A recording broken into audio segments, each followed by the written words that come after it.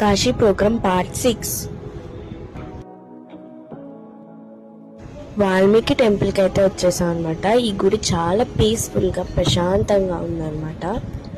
అన్నపూర్ణాదేవి, రాముడు సీత ఫోటోలు, హనుమంతుడి విగ్రహాలు ఉన్నాయన్నమాట. పైకి వచ్చేస్తే ఇక్కడ ఏమొచ్చి బొమ్మలతోనే ఒక స్టోరీ తయారు చేశారు. క్రాఫ్ట్ అయితే చాలా బాగుంది.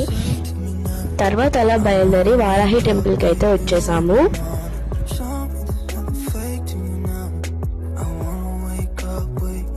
బోట్ ఎక్కి మేమైతే మా రూమ్స్కి అయితే వెళ్తున్నాం అన్నమాట.